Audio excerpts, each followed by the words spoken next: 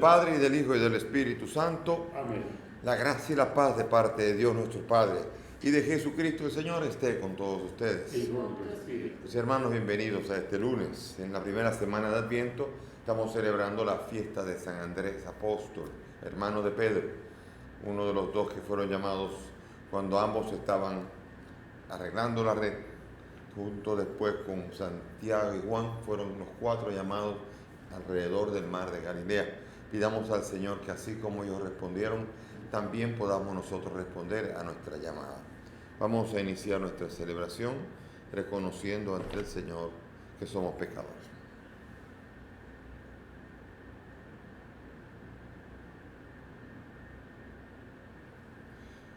Yo confieso ante Dios Todopoderoso y ante ustedes, hermanos, que he pecado mucho de pensamiento, palabra, obra y omisión, por mi culpa, por mi gran culpa.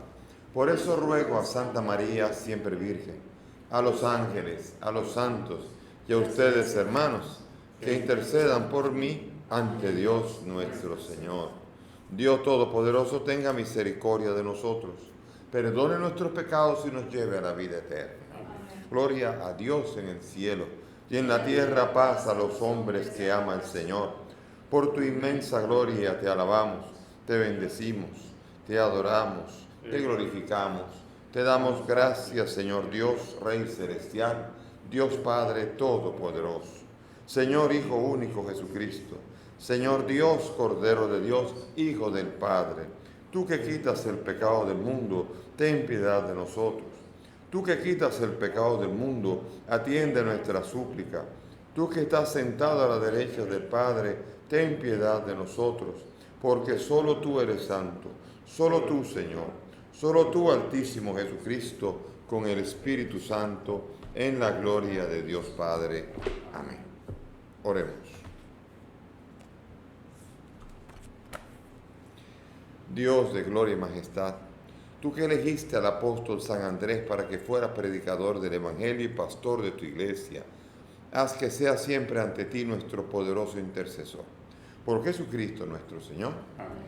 Siéntense y antes de la lectura explicar que las intenciones de hoy son por los difuntos Digna Fiallo de Santoni, Mitrídates de León, María Encarnación Fernández, José Ramón Marmolejos, y por una persona que está enferma, que pide oración porque está en diagnósticos médicos en los que hay situaciones difíciles.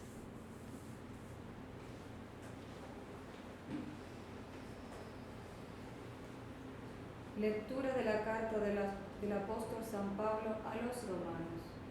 Hermanos, si tus labios profesan que Jesús es el Señor y tu corazón cree que Dios lo resucitó, te salvarás. Por la fe del corazón llegamos a la justicia y por la profesión de los labios a la salvación. Dice la Escritura, nadie que cree en Él quedará defraudado, porque no hay distinción entre judío y griego, ya que uno mismo es el Señor de todos, generoso con todos los que lo invocan. Pues todo el que invoca el nombre del Señor se salvará. Ahora bien, ¿cómo van a invocarlo si no creen en Él? ¿Cómo van a creer si no oyen hablar de Él? ¿Y cómo van a oír sin alguien que proclame? ¿Y cómo van a proclamar si no los envían? Lo dice la Escritura, qué hermosos los pies de los que anuncian el Evangelio. Pero no todos han prestado oído al Evangelio. Como dice Isaías, Señor, ¿quién ha dado fe a nuestro mensaje? Así pues, la fe nace del mensaje y el mensaje consiste en hablar de Cristo. Pero yo pregunto, ¿es que no lo han oído?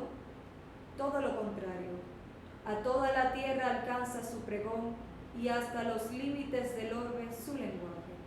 Palabra de Dios. Te alabamos. Al salmo vamos a responder. A toda la tierra alcanza su pregón. A toda la tierra alcanza su pregón. El cielo proclama la gloria de Dios. El firmamento pregona la obra de sus manos. El día al día le pasa su mensaje. La noche a la noche se lo susurra. A toda la tierra alcanza su pregón. Sin que hablen, sin que pronuncien, sin que resuene su voz, a toda la tierra alcanza su pregón, y hasta los límites del orbe su lenguaje. A toda la tierra alcanza su pregón.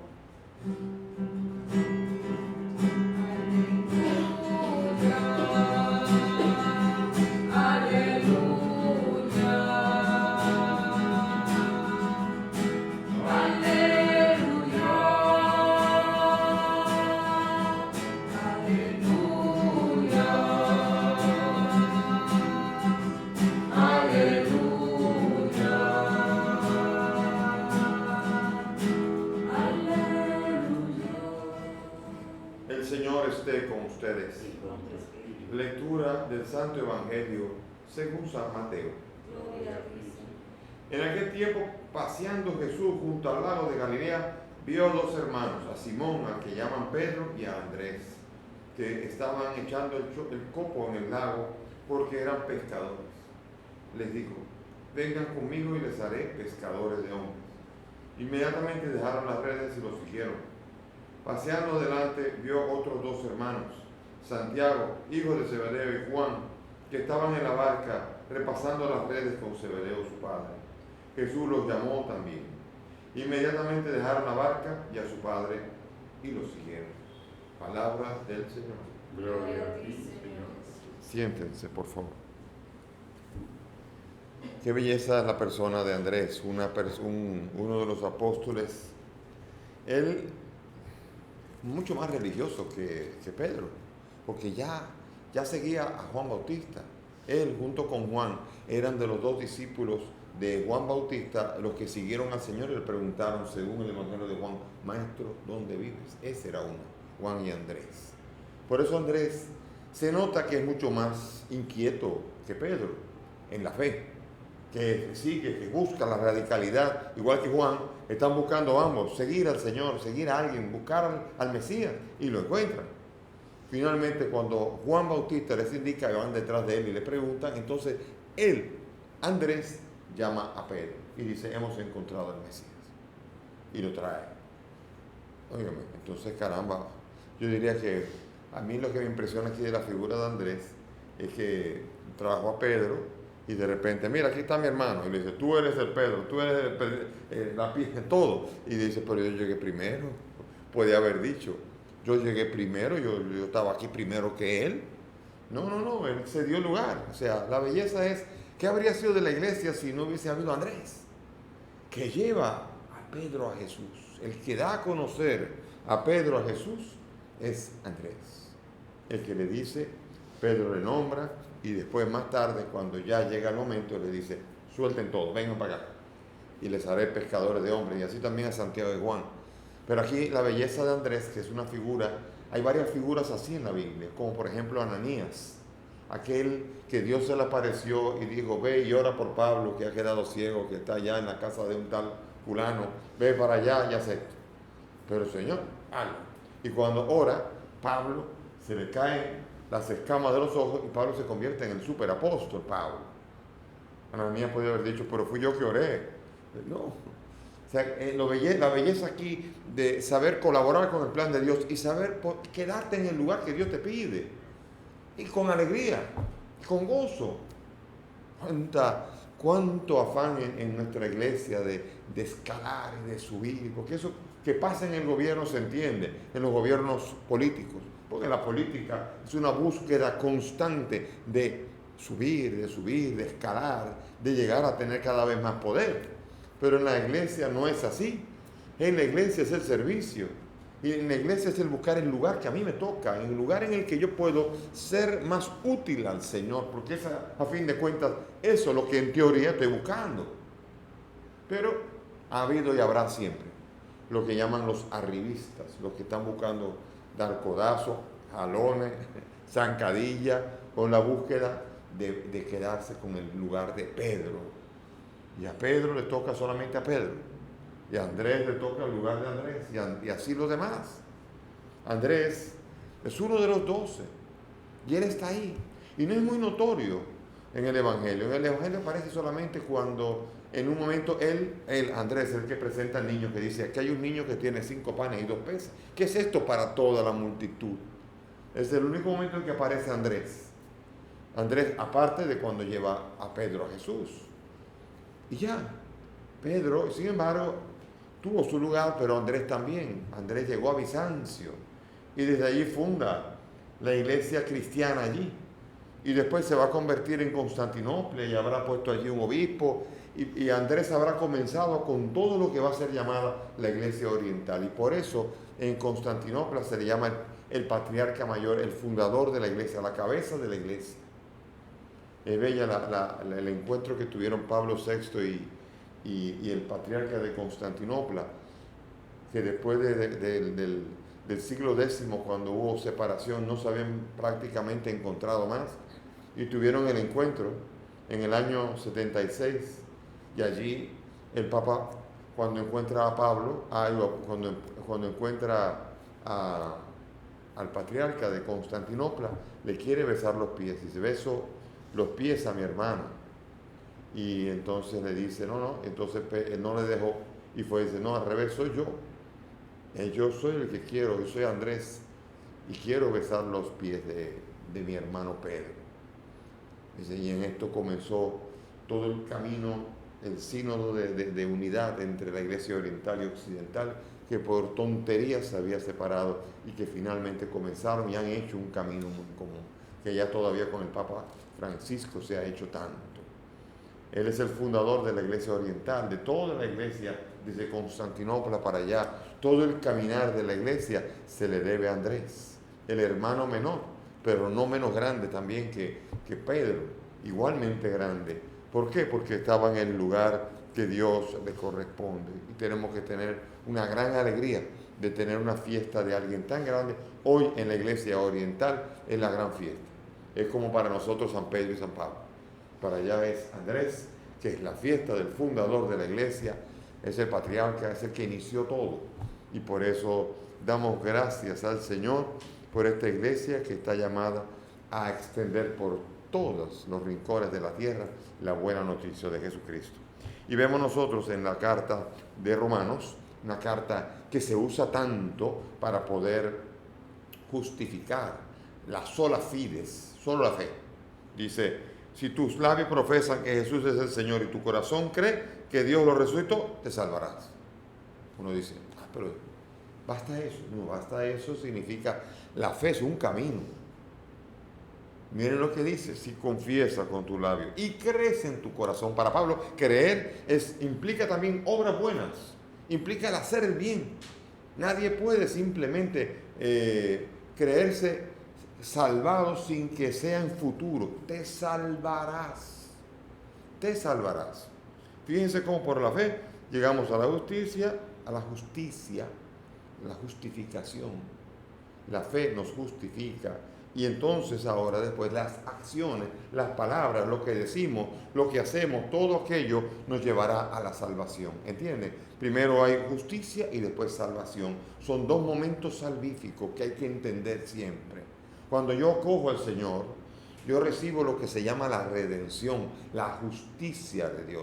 Quiere decir con esto que ahora Dios me da la fuerza y la capacidad para poder vencer al pecado. Eso se llama la justicia de Dios. Por la fe, sí, llevo a la justicia, pero también las obras, entonces, son necesarias. Y eso lo dirá más claramente Santiago, que una fe que no tiene obras es una fe que está muerta. Y esa fe no salva. Por lo tanto, esa no es la fe que salva que dice aquí. Esa fe tiene que tener obras. Por eso, justificados en el presente y salvados en la esperanza. Nadie puede decir, yo soy salvo. Yo espero salvarme. Romanos 8:26, un poco más adelante dirá, poco antes, estamos en Romanos 10, poco antes, Romanos 8:26 dice, porque nuestra salvación es en esperanza. Y por eso, si crees de verdad, te salvarás.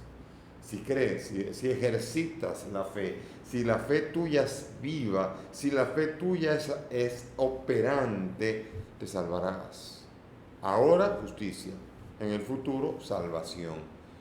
Tan sencillo, pero es entenderlo así para que el Señor no nos ponga a nosotros a creer que simplemente con decir Señor yo soy salvo, creo en ti, Señor, y soy salvo, no es así. Decir que yo creo, ¿de qué le sirve al hombre decir que tiene fe si no tiene obra? O Jesús que dice en Mateo 7, no todo el que me diga Señor, Señor, entrará en el reino de los cielos. Así el Señor está despreciando al que se queda meramente en decir. No solamente en Mateo, Lucas 5:46, ¿por qué me llaman Señor, Señor y no hacen lo que yo les digo? El Señor está esperando no solamente una fe que diga, sí, Señor, yo creo en ti. Tírate de aquí. Sí, Señor, yo creo en ti y no me tiro. Si el Señor te dice, tira la red. Sí, Señor, yo te creo en ti. Tira la red. Sí, Señor, yo creo en ti. Si te acaba de tirar la red, haz lo que Él te dice. Vive lo que Él te invita a hacer. Porque si no, aunque diga que sí y aunque diga que crees en Él, si no haces lo que Él te diga, tú no eres como el hombre prudente que construye la casa sobre la roca, sino sobre la arena. Y por eso tienes que hacer. Todo el que escucha mi palabra y la pone en práctica, ese es el hombre que construye la casa sobre la roca. Y si no se entiende así, entonces el Evangelio hay que quitarle un montón de páginas. Habría que quitarle un montón de páginas para que el Evangelio podamos acomodarlo a que se limite a decir, solo decir que tengo fe. ¿De qué le sirve al hombre decir que tiene fe y no tiene obras? De hecho, Santiago 2:24, oigan bien, oigan bien y anoten. Santiago 2:24 dice que el hombre es justificado no solo por la fe, sino también por las obras. Lo dice Santiago, lo dice la Biblia. Y la Biblia no va a contradecir la Biblia. Quiere decir con esto que tenemos que entender que cuando él dice que no es por las obras de la fe, de la ley, no es por las obras de la ley, porque la ley no salva. Es la fe en Jesucristo que salva. Pero cuando esa fe se traduce en las obras que nos llevan a que, justificados en el presente, podamos llegar en el futuro a la salvación. Yo estoy seguro que Pablo es lo que lo explica, pero seguramente Andrés y todos los apóstoles estuvieron enseñando eso. Hay muchos teóricos, muchos pastores. Yo conozco varios pastores y podremos enviar por abajo, por aquí abajo en el cintillo, algún video de YouTube de pastores que buscaron entender que la sola fe de Lutero estaba en la predicación de Andrés y de todos los apóstoles. Y después de estudiarlo, descubren exactamente lo contrario y se hacen católicos. Muchos de los pastores en Estados Unidos que se pusieron a investigar, que de veras estudian, se vuelven católicos, como lo hace también Fernando Casanova en Puerto Rico y muchos otros más. Fernando Casanova decía que el católico cuando es ignorante se hace protestante y el protestante cuando estudia mucho se hace católico. O sea que quiere decir con esto que tenemos que aprender a no hacer la ruta de la ignorancia, sin entender realmente el camino de la fe, entender toda la bella historia de la tradición del depósito de la fe que hemos recibido y aprender a no interpretarlo a nuestra manera, sino que verdaderamente podamos nosotros entender a qué nos llama el Señor. A Andrés y a Pedro los llamó, dejen la red, suelten eso. ¡Qué belleza! Es que el Señor implica que cuando llama haya una renuncia. Cuando llama uno tiene que examinarse. Cuando uno dice yo he seguido al Señor, renuncié a esto para seguir al Señor, la vocación hay que hacerle mucho caso. Cuando uno pudiese decir, bueno, si no hubiese seguido al Señor, tendría mucho. Pero ahora he dejado para seguir al Señor. Ahora, cuando yo he dejado para seguir al Señor y eso me deja mucho dinero, atención, porque la pregunta es si fue el Señor o el dinero o a qué estábamos siguiendo. Muchos de los pastores, incluidos con profesiones honorables y grandiosas, ahora ganan más que cuando tenían la profesión. Bien, hay que entender que el diezmo se entiende de una manera extraña en el mundo de la Reforma, porque el diezmo era la cuota que pagaban las demás tribus para la tribu de Leví. Sin embargo, y para sostener el templo. Ahora no hay templo. Nunca en el Nuevo Testamento se habla de diezmo que no sea discutiendo aquello del Antiguo Testamento. En el Nuevo Testamento hay ofrendas. Está la segunda carta de los Corintios, capítulo 9, y otras más. Ofrendas, donaciones, donativos, ayuda. No el diezmo, y mucho menos para el pastor, sino que para sostener el ministerio sobre el altar. Bueno, este no es el tema aquí, sino que el tema es verdaderamente entender que la llamada es tiene que ser clara, tiene que haberse dejado todo. Y Andrés y Pedro no tenían una profesioncita. Humildes pescadores, no eran humildes pescadores. La pesca no era una industria de poco dinero en aquella época, aunque se crea así, porque hoy día un pescador muchas veces es humilde en nuestros países, pero allí no solamente eran pescadores, sino que tenían trabajadores para su padre, es decir, con ellos que tenían su posición y soltaron todo para seguir al Señor.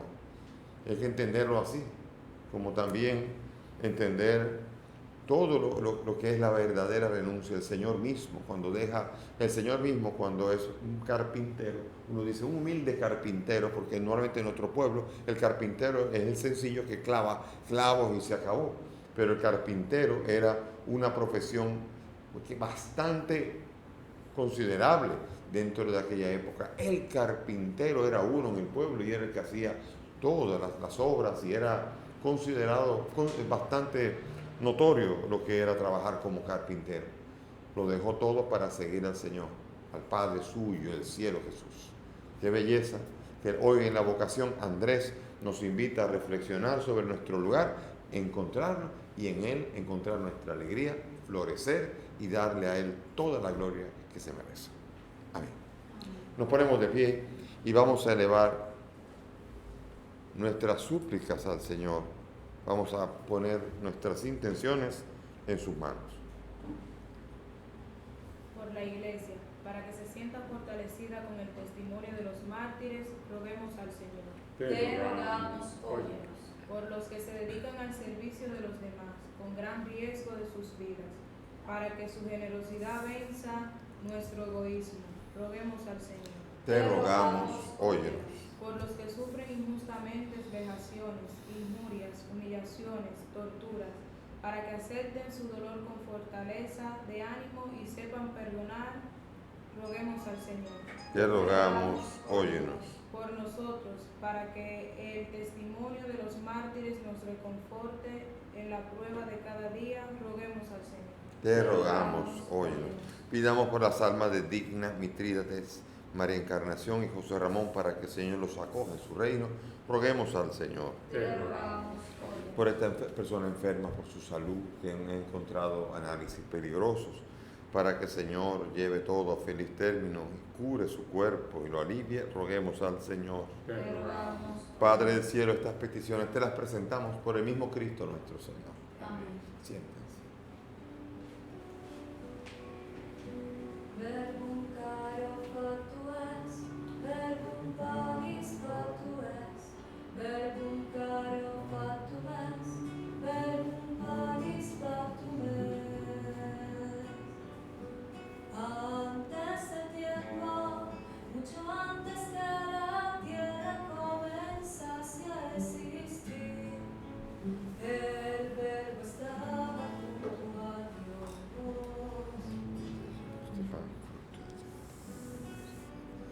Vino a este mundo para no abandonarnos en el viaje nos dejó, su cuerpo hecho pan de vida.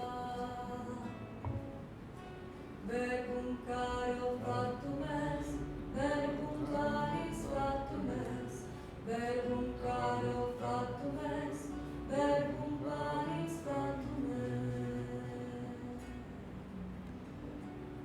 Ahora, mis hermanos, para que este sacrificio que mire ustedes es agradable a Dios Padre Todopoderoso. El Señor reciba de tus manos este sacrificio para la alabanza y gloria de su nombre, para nuestro bien y de toda su santa iglesia. Amén.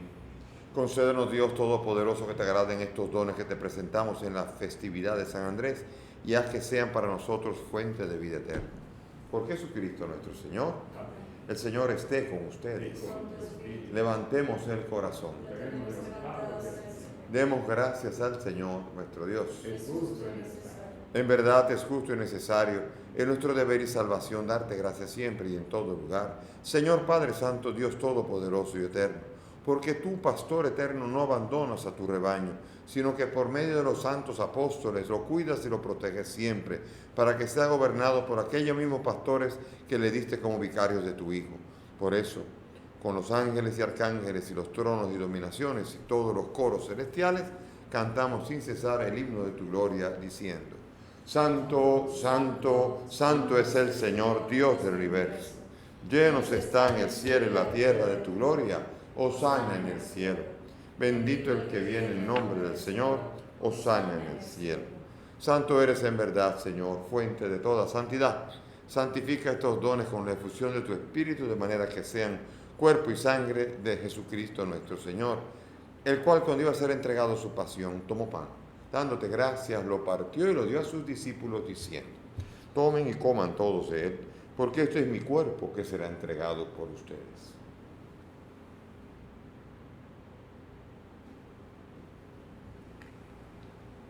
Del mismo modo, acabada la cena, tomó el cáliz y, dándote gracias, de nuevo lo pasó a sus discípulos, diciendo: tomen y beban todos de él, porque este es el cáliz de mi sangre, sangre de la alianza nueva y eterna, que será derramada por ustedes y por muchos para el perdón de los pecados. Hagan esto en conmemoración mía.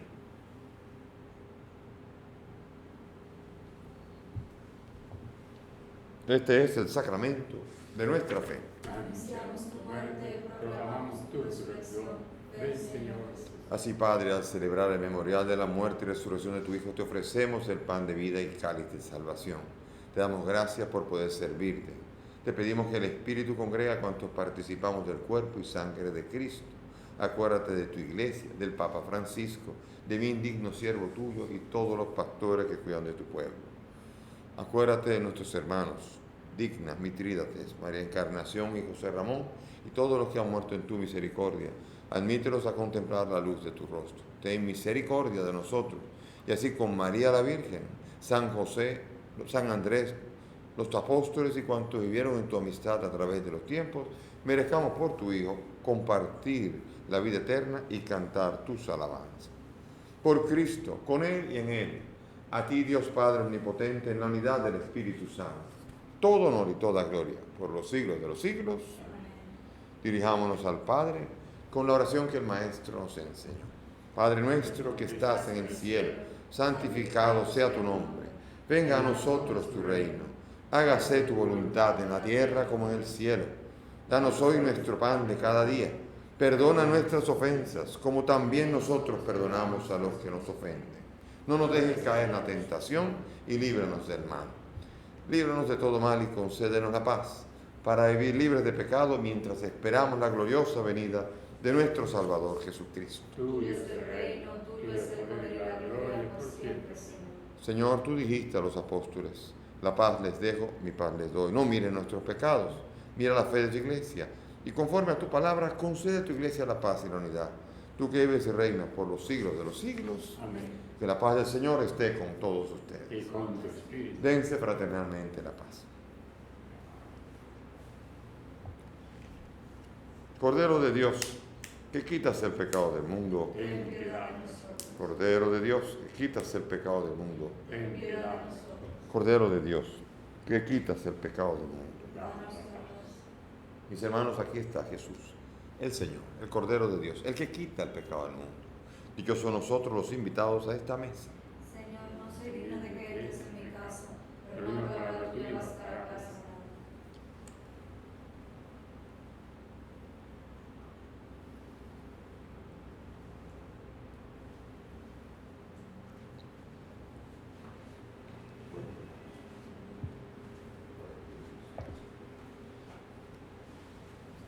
Vamos ahora a hacer comunión espiritual.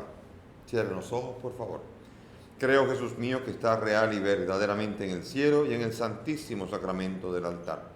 Te amo sobre todas las cosas y deseo vivamente recibirte en mi alma. Pero como ahora no puedo recibirte sacramentado, ven al menos espiritualmente a mi corazón, y como si ya te hubiese recibido, te abrazo y me uno del todo a ti, Señor. Y no permitas nunca que me separe de ti. Amén. Señor, no soy nada, porque me has amado. Has pasado por mi puerta y bien sabes que soy pobre, que soy débil.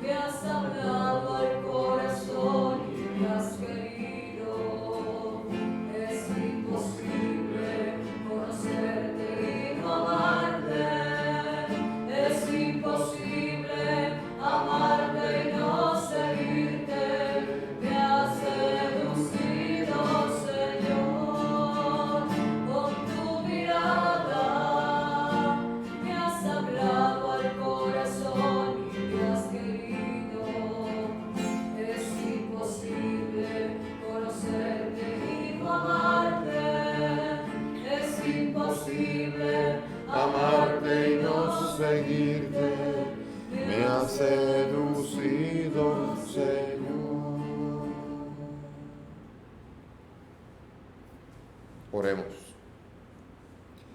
Que nos fortalezca, Señor, la comunión de tu sacramento, para que, ejemplo de San Andrés Apóstol, compartiendo los sufrimientos de Cristo, merezcamos vivir con Él en la gloria. Él que vive y reina por los siglos de los siglos. Amén. Gracias por la presencia de todos. Ojalá que Andrés nos inspire en ese escondimiento que supo tener, como San José, como Ananías y como muchos en la Biblia, saber estar en el lugar y desde allí glorificar al Señor. Así lo sepamos hacer también nosotros. El Señor esté con ustedes. Y con tu espíritu. Y que la bendición de Dios Todopoderoso, Padre, Hijo y Espíritu Santo, descienda sobre todos ustedes y permanezca para siempre. Amén. Nuestra celebración ha terminado. Podemos ir en la paz del Señor. Demos gracias a Dios. Dios fue el hombre que no sigue el consejo de los impíos, y en la senda de los